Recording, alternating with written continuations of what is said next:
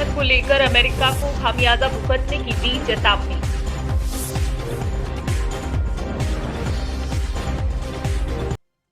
मध्य प्रदेश में चुनावी माहौल, प्रधानमंत्री नरेंद्र मोदी आज चित्रकूट दौरे पर होंगे।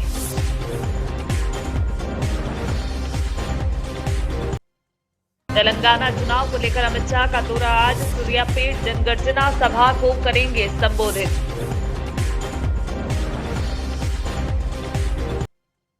मुख्यमंत्री गहलोत के बेटे वैभव गहलोत को मिला समय, 30 अक्टूबर को अब होंगे ईडी के सामने पेश। क्रिकेट वर्ल्ड कप 2023 चेन्नई में आज पाकिस्तान और साउथ अफ्रीका के बीच मुकाबला। प्रधानमंत्री नरेंद्र मोदी आज मध्य प्रदेश के चित्रकूट में पहुंच रहे हैं। प्रधानमंत्री यहां सतगुरु सेवा संघ के कार्यक्रम में शामिल होंगे। उनके साथ राज्यपाल एवं सीएम शिवराज सिंह चौहान भी मौजूद रहेंगे।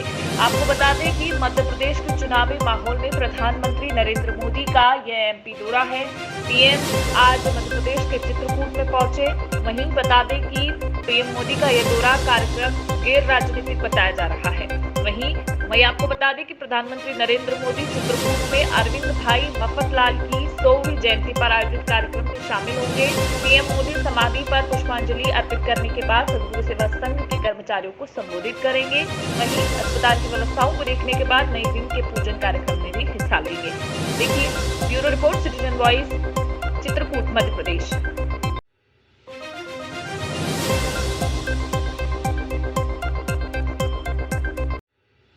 खबर उत्तर प्रदेश की झांसी से है, जहां पीड़िता ने जिलाधिकारी को प्रार्थना पत्र देते हुए बताया कि 28/9 को राहुल अहिरवार, संजू श्रीवास निवासी खिरकापट्टी, थाना सदर बाजार, कोमल व विशाल उर्फ कलवा, मस्जिद मोहल्ला सदर बाजार, झांसी ने हत्या करने की नीयत से जानलेवा हमला किया था। इस संबंध में प्रार्थियों के भतीजे ने थाना कोतवाली झांसी में मुकदमा दर्ज करवाया था। पीड़िता के भतीजे के सर में गंभीर चोटें आई और सर व मुंह में काफी 8 टाके आए, जिसमें अभी भी विवेचना जारी है। अभियुक्त गणों द्वारा प्रार्थी के भतीजे पुत्र राज सोनकर को धमका रहे हैं, राजीनामा करने का दबाव बना रहे हैं। जब लोगों ने समझौता करने से मना किया तो 24 अक्टूबर को रात 11 बजे राहुल अहिरवार ने झूठा और फर्जी गोलीकांड करवाकर सदर थाने में मुकदमा भी दर्ज कराने का प्रयास किया। प्रार्थियों के पुत्र भतीजे को वे लोग फर्जी मुकदमे में फंसाना चाहते हैं। राहुल अहिरवार एक अपराधी किस्म का व्यक्ति है, जिस पर जनपद झांसी के कई थानों में बलात्कार, हत्या के प्रयास जैसे गंभीर धाराओं में मुकदमा दर्ज है। समाज में काफी भय और आतंक है। क्षेत्र में अवैध काम भी करवाता है, जिसके डर के कारण कोई भी इसके खिलाफ गवाही नहीं देता।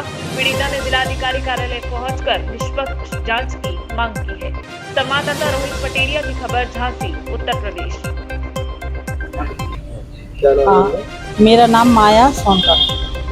क्या घटना हुई? ये घटना हुई, मेरे बच्चों ने गणपति लगाई थी। गणपति के अंदर लेके जा रहे थे गणपति, ये राहुल ने लड़ाई ये करी हमारे बच्चों के साथ में, और इनने उल्टी सीधी और डीजे बजा के जरा सा इसको मना करा कि थोड़ा धीमे कर लो। तो इनने डीजे के अंदर हमारे बच्चों को लड़ाई मारने पीटने की करी, और फिर हमेशा मेरे बेटे को, इसको हनी सोनकर को, इसको ऐसा मारा इन लोगों ने कि इसके मुंह में लग गया। आपने देखा भी होगा, इसके दांत टूट गया उसका, और उस पर सर पे टाके आए उसके। इन्हीं लोगों 18 टाके आए मेरे बेटे के। और ये हमेशा हमारे को धमकी देता रहा, राजीनामा करो, राजीनामा करो। हमेशा कहीं किसी के हाथ खबर दे रहा, फोन कर रहा, मेरे बच्चों को परेशान कर रहा है ये राहुल। फायरिंग राहुल ने करी, भाई राहुल ने करी। अभी क्या मामला हुआ है? कल ये मामला हुआ कि मेरे बेटे वहाँ पर निकल के आए होंगे, तो ये ने ना फायरिंग करना चालू कर दिया इसने, और इसने राहुल ने फायरिंग करी। मेरे बेटों ने, किसी ने आपने देखा भी होगा, उसमें मेरे बेटों ने करा। इसी ने राहुल ने फायरिंग करी, और हमेशा फोन पे फोन करता था, राजीनामा करो, राजीनामा। हनी सोनकर जी बताइए क्या घटना हुई? कल की घटना में इसने नाजायज़ मेरे भाई का नाम दिया है कि इसने मुझे फ़ोन करके बुलाया है और जान से मारने की धमकी दी और लड़के भेजे हैं इसने, जबकि ऐसी कोई वारदात नहीं है। इससे हम लोगों का केस चल रहा था, जिसमें राजीनामा का दबाव बना रहा था। उसे डेली फ़ोन करता था कि आ जाओ, बैठ के निपटा लो, नहीं तो धमकी भी देता था ये फ़ोनों पे। फिर इसने कल क्या साजिश रची ये हमें पता नहीं, जानकारी नहीं है, परसों की वारदात है।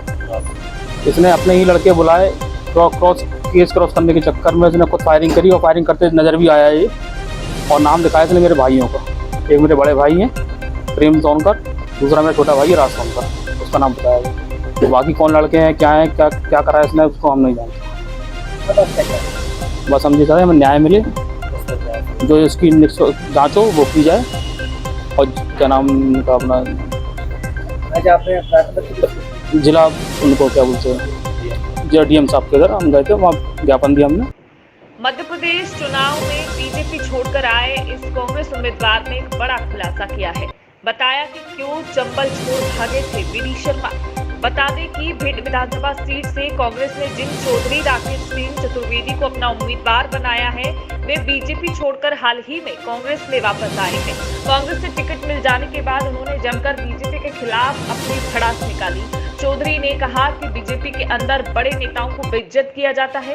केंद्रीय नेतृत्व ने जिस तरह से सभी केंद्रीय मंत्रियों और सांसदों को चुनावी मैदान में उतारा है, वो सिर्फ इसलिए कि इनकी राजनीति पूरी तरह से खत्म हो जाए और बड़े बेइज्जत होकर ये लाइन से हटे।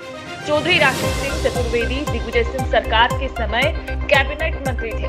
चौधरी राकेश सिंह पुराने कांग्रेसी रहे हैं, लेकिन 2018 के चुनाव में वे कांग्रेस से बागी हो गए थे और बीजेपी में शामिल हुए थे। बीजेपी ने तब उनको भिंड विधानसभा से प्रत्याशी बनाया था, लेकिन वे बसपा के संजीव कुशवाहा से ये चुनाव हार गए।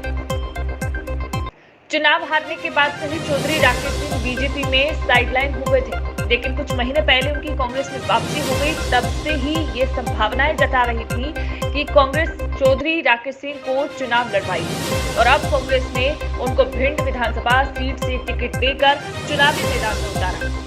चौधरी राकेश सिंह ने बीजेपी प्रदेश अध्यक्ष वीडी शर्मा को लेकर बड़े सवाल खड़े कर दिए। मुरैना से भागकर गए वीडी शर्मा।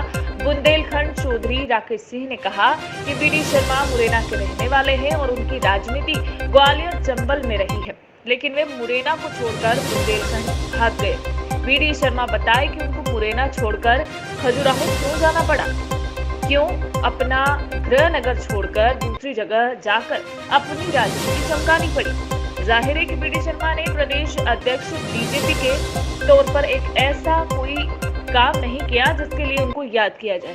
यही वजह है कि उनका विरोध भी पार्टी के अंदर काफी है। मौजूदा विधायक संजीव कुशवाहा को लेकर चौधरी राकेश सिंह ने कहा कि संजीव कुशवाहा बिना वजह ही रो रहे हैं। बीजेपी ने उनके पीठ में छुरा भोंका। बीजेपी ने उनके पिता की पीठ में भी छुरा भोंका था। बीजेपी अपने नेताओं के साथ इसी तरह से बर्ताव करती है। देखिए संवाददाता आदित्य द्विवेदी की खबर, भिंड मध्य प्रदेश। कोई शुभ मुहूर्त था आज का, लगभग सभी कर रहे हैं नॉमिनेशन फाइल। देखिए, ब्राह्मण और पंडित लोगों से बिना आशीर्वाद लिए, बिना मुहूर्त निकलवाए तो हम लोग कोई काम करते ही नहीं है। और ये तो जीवन का बहुत महत्वपूर्ण काम है, जिसको हमारी राष्ट्रीय कांग्रेस ने भी जब डिक्लेयर की लिस्ट अपनी, तो 9 दिन जब शुरू हुए 9वीं का पीरियड, तब उन्होंने लिस्ट जारी की है सुबह। तो मुहूर्त देख के चलना, तो हम लोग सनातनी परंपरा को मानने वाले लोग हैं और सनातन को देख के चलते हैं, मुहूर्त देख के चलते हैं। 10 साल बाद आपको कांग्रेस से टिकट मिला है भिंड से, तो पहले जैसी स्थितियां हैं, लोग आपके साथ उतना जुड़े हुए हैं या अभी संघर्ष जारी है? अभी आपको रिजल्ट में मालूम पड़ेगा। मेरे साथ पूरी कांग्रेस है। अच्छा, भाजपा बीजेपी में रहे तो कैसा अनुभव रहा 2018 का चुनाव में? बहुत पुरानी हो गई। भाजपा प्रदेश अध्यक्ष भाजपा के अभी कह रहे हैं कि कांग्रेस बुरी तरह हारने वाली है, इस पर क्या कहना चाहिए? अब वीडी शर्मा से ये पूछो कि तुम्हें मुरैना छोड़ के वहाँ क्यों जाना पड़ा चुनाव लड़ने। प्रदेश अध्यक्ष वीडी शर्मा है, मुरैना ग्वालियर छोड़ के वहाँ क्यों गए, खजुराहो छत्तीस वहाँ पर बुंदेलखंड। जैसे बीजेपी अपने केंद्रीय मंत्रियों को उतार रही है मैदान में, क्या लगता है बीजेपी डरी हुई है? बीजेपी अपने आदमी को ऐसे ही बेइज्जत करती है, कार्यकर्ताओं को ऐसे ही दुत्कारती है कि ताकि वो टिकट नहीं ले पाए। कांग्रेस के कई प्रत्याशियों के टिकट बदले गए हैं, इस पर आप क्या सोचते हैं? कोई बात नहीं, केंद्रीय नेतृत्व तो राज्य का नेतृत्व है, जो निर्णय उचित होगा वो करेगा। आप किन मुद्दों को लेकर चुनाव लड़ रहे हैं? मैंने जिन मुद्दों पे विकास किया है, मेरी कांग्रेस ने जो अपने संकल्प पत्र में कहा है, घोषणा पत्र में, वो सारे मुद्दों को लेकर चुनाव लड़ रहा हूँ। भिंड में मैंने काम किया है, जनता के साथ रहा हूँ, मैं निश्चल हूँ, मैं ईमानदार हूँ, मैं लोगों की सेवा करता हूँ, मेरा समभाव है, एक नज़र से सबको देखता हूँ। इस आधार पर मैं चुनाव लड़ने जा रहा हूँ। टिकट वितरण के बाद भाजपा में काफी संजन सपा पर सवार हो गए, साइकिल पर सवार हो गए, कांग्रेस को कितना फायदा मिलेगा? अब मैं उनको शुभकामनाएं तो दे नहीं सकता हूँ, उनके भविष्य के लिए यही कह सकता हूँ कि अभी तक इतना क्यों वो उसमें रहे, भाजपा में क्यों नहीं निकले उससे। जो आखिरी समय में जाना पड़ रहा है आपको।